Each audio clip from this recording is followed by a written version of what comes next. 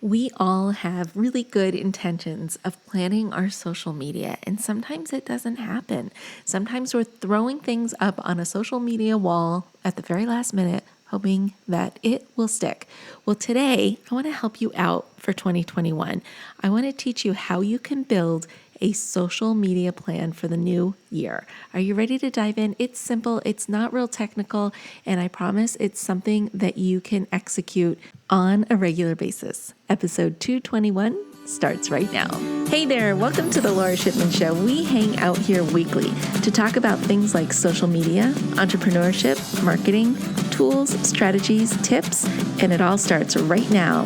Hey there, before we get started with this show, I just want to share my passion with you. I love teaching people just like you how to master social media for business, breaking it down into easy to consume and easy to execute steps so that you can see immediate results. So whether you want to start a social media consultancy or grow your brand's presence on social media, I can help. I can help you get started and master all the things that you need to know.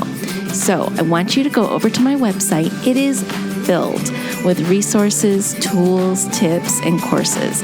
Visit lorashipman.com. That's LORA shipman.com to get all the goods. Now, you ready for the show? I know I am. Let's get started. Well, hey there, everybody. Welcome back to the show. I'm so glad you're here with me today because we are going to do some planning. And in order to get this planning thing down, I suggest you grab a pen and a piece of paper and do this with me. We'll make this a working podcast episode. So go ahead, grab pen, piece of paper, put me on pause if you have to grab those things, and let's get right down to it. All right, I think one of the first things we need to do before we even plan for social media is plan for our year. What is our year going to look like, and what do we want it to look like?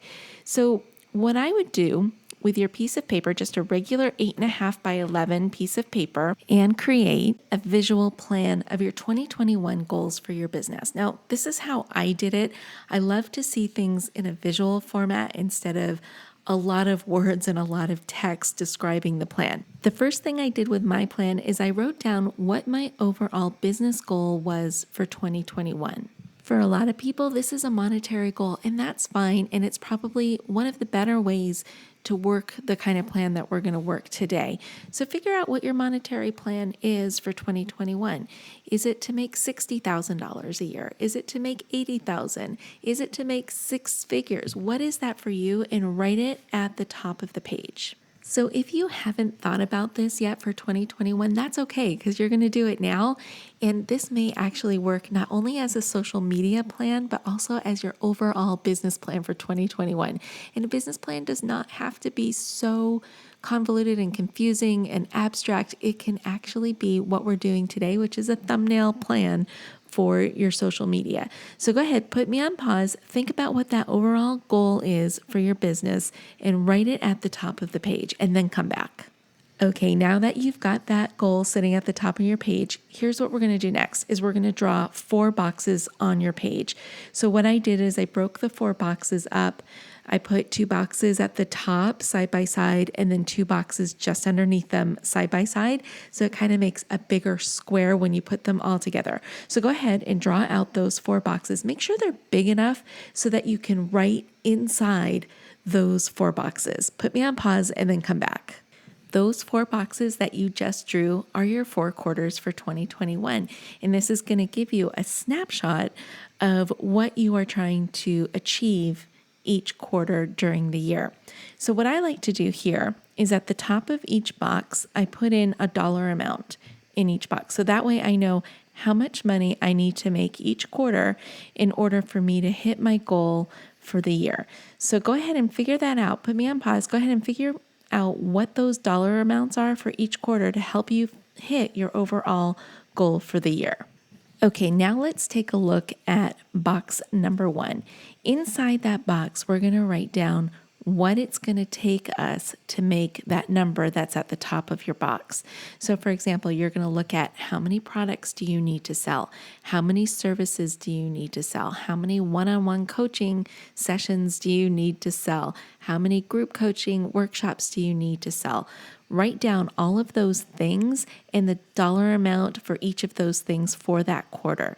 So maybe you need to sell $10,000 worth of product during Q1. And then maybe you need to sell $500 worth of services during Q1.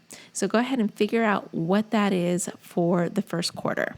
Now that you have that all built out, within that same box, you might want to write down how many launches are you planning to do during Q1 and how many promos are you going to do, how many contests or giveaways, things like that are you going to do during Q1 to help you hit that dollar amount. And so go ahead, put me on pause and figure that out for that box. Okay, so now you've got box 1 completed. That's your prototype for the rest of the quarters of the year.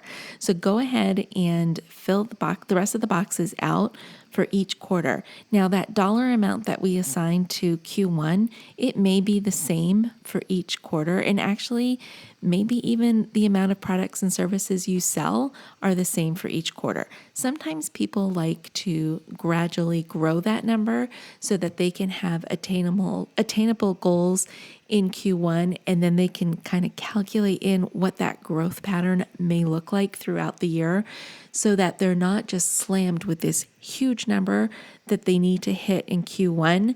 Maybe Q1 is a testing phase, and so you're going to see what works in Q1 and then add to it Q2.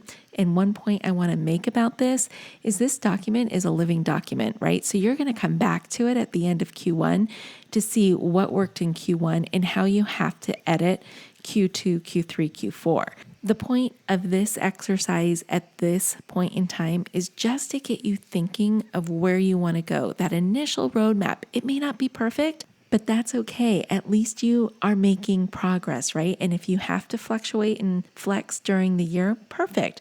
That's why this is a living document and you're going to come back to it always. So go ahead, fill out the rest of the 3 boxes and then come back. Okay, so we haven't talked social media at all, and that's okay. I just wanted to make sure that you had the groundwork done for an overall plan for your year, because we can't really figure out a social media plan if we don't know what our overall plan is, because social media is the support to the plan. It's not the plan. Okay, now that we know where we're going in 2021, think of 3 to 5 topics that you want to be known for that will help you support your overall goal for 2021. And actually, you might even want to get a little bit more granular with this and figure out, okay, what are the 3 to 5 topics that I need to talk about in Q1 to help me hit my goal? So for example, if I am going to launch a new digital course, or if I am going to create a new community on social media, a paid membership site, something like that, what do I need to talk about and be known for in Q1 to help me achieve those goals? So go ahead and put me on pause and come up with 3 to 5 topics, broad topics, because you're going to drill those down as we go throughout the quarter and throughout the year. So think really broadly. What are the things that you need to be that go-to expert for in order for you to hit your goals that you put in Q1? I really wish we were live right now because I would love to hear what your topics are that support your Q1 goals. It would be great to hear what everybody else is saying and what they're thinking. So if you're in the middle of this and you're doing this with me and you want to get some feedback, go ahead and drop your categories or your topics in the comment section of this podcast, or better yet, go take a screenshot of the podcast you're listening to, put it in stories, and write a little caption and then tag me in it so I can see it, because I would love to see what you guys are thinking and the creative ideas that you guys are coming up with. All right, so if you've done Q1, go ahead and put me on pause and do the same thing for Q2, Q3, and Q4. Okay, now that you have all your categories for all the quarters of the year, this is where you can start that process of planning out what your social media is going to look like for the year. Now, this is not set in stone. Again, this is just a guide so that you're not throwing stuff up against a social media wall and hoping for the best. This is actually your roadmap to make sure you're doing something productive every time you post on social media during 2021. Here's how this is going to work. Okay, you know I am a big fan of batching. Whenever I can batch things together, I'm going to do that. And that's what we're doing here is we're setting you up for some batch work so that you know exactly what you're going to post and when. When I work in batches, I tend to also work in themes. It just makes it so much easier. So that's why I had you write out those 3 to 5 categories. They're actually your themes for each week of the year. So here's how it looks. So if you take quarter one, and I believe there's like 13 weeks in quarter one, what you'll do is you'll assign a theme to each of the 13 weeks. And that means just rotating through those 3 to 5 categories that you have. So let's take me for an example as a social media manager. Let's say the 4 categories I wanted to be known for in 2021 were how to create content that converts, how to design amazing graphics, how to understand insights for growth, and how to grow your accounts. Let's say those were the 4 targets that I wanted to hit during the year. So what that would look like for me is maybe week 1 would be all about content.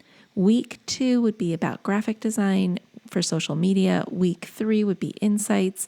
Week 4 would be growth hacking. And then I would rotate through all 4 of those all quarter long. So that way my audience is like, oh, Lora is the go-to person for content graphics, insights, and account growth. And the more I talk about that stuff, the more that's going to support the products and services that I've decided to focus on for that quarter. So that way I'm always talking about something that's relevant to my business, but also relevant to my audience. Plus, it builds know, like, and trust. If they keep hearing about how I'm having successes and transformations and getting results in all 4 of these areas, they will be more likely to purchase from me versus had I just thrown anything up on my social media wall and hoped that it stuck. So I'm hoping that makes sense to you, how you can kind of see that vision where you are actually leading your audience down a path of where you want them to go and where you can help them. But I do want to tell you this, although we've picked a theme for each week, we don't only want to talk about that stuff in the week. The week is broken down into 7 days. So here's where we drill down just one step further to make your account a little bit more interesting and exciting. For me, I like to post 5 times a week because it really gives me the opportunity to give my audience what they're looking for and the ability for them to get to know me a little bit better. So here's how I break down my weeks. After I've decided on the theme for the week, here's how I'll break it down. So let's say on Mondays, I'm going to post motivational quotes. I love doing stuff like this because if there is a quote that speaks to me, chances are it's going to speak to my target audience too. And if I can throw that out on social media and capture somebody's attention, they're more likely to come over to my account, check me out, and hopefully give me a follow. So Monday, I'm going to reserve for motivation. Tuesday, I'm going to use theme content. So I'm going to talk to my audience about whatever theme I assigned for week 1 of quarter 1. And then on Wednesday, I'm going to do something relatable where my audience gets to learn a little bit more about me. Thursday, I'm going to throw in another theme content idea. And then on Friday, I'm going to do something a little bit lighter and have fun with my audience. Maybe do a game, maybe do a poll. It's just something fun that they can relate to. And then for week 2 of quarter 1, I'm going to do the same thing. I'm going to pick another category that I assigned to quarter 1, and I'm going to run through the days of the week again. I'm going to maybe pick a motivational thing. I'm going to pick Tuesday's going to be another theme content. Wednesday's going to be something relatable. Thursday's more theme content. And Friday, we're just going to have fun. Now, as you're planning out your weeks, what you do want to notice or be prepared for is to look at your overall plan and say, okay, which quarters did I have launches in? Which quarters did I decide I was going to do some contests and some giveaways, and plan that into your weekly content structure? So maybe depending on what kind of a week it is, you may have 3 days of themed content because maybe you're in the middle of a launch. Whatever is making sense for your business in that quarter right then and there, that's what you go with. Remember, this is just a guide. This is something to help you get that planning thought process in place so that you're not trying to figure out what this is going to look like at the very last minute. So it's not set in stone. It's meant to be flexible and pivotable, if that's even a word. It's meant for you to adjust. And like I said at the beginning, it's a living document that you can go ahead and tweak as your business grows and changes, because it will. Our businesses do change all the time, and we have to be flexible enough to accommodate for that. So that is how I attack creating an overall quarterly plan for social media. I think it's a great way to look at it. I think it's an easy way to look at it. And I love keeping the main plan to one piece of paper. That way I can post it on a vision board or on my bulletin board or keep it somewhere handy so I can see what's going on in each quarter and make changes as I need to. Okay, my friends, well, that does it for this episode. I hope it was a helpful one for you, and I hope it's one that maybe takes the scary out of planning. Sometimes planning can be scary, or it can be one of those things that you just hit like a roadblock because you're not sure what to do or what the next step to take is. And I hope this kind of puts some clarity down for your 2021 plans. All right, until next time, you know what to do. Stay safe, stay healthy, but most of all, stay social. Hey there, I just want to say thank you for spending time with me here today. I know your time is super valuable, which is why I am dedicated to providing lots of usable, actionable information in the shortest amount of time possible. Before you go, please don't forget to hit that subscribe button so you don't miss a future episode. And if you have ideas or topics you would like me to cover in an upcoming show, let me know about it in the comment section provided.